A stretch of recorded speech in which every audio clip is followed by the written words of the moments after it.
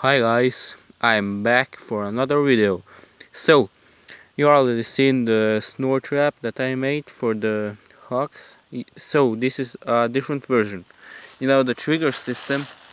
The trigger system is the same, the two hooked shaped branches in the hammered in the ground, and then this branch over here, the trigger and the snore.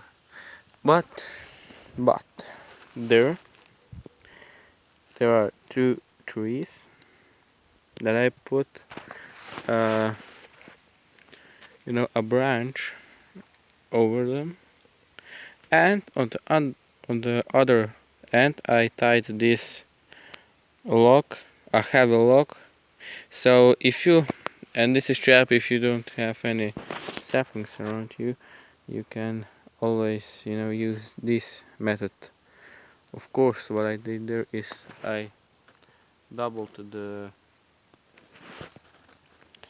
I make I made rope stronger, because this log over here is heavy, and yeah, I will keep you updated if I catch something.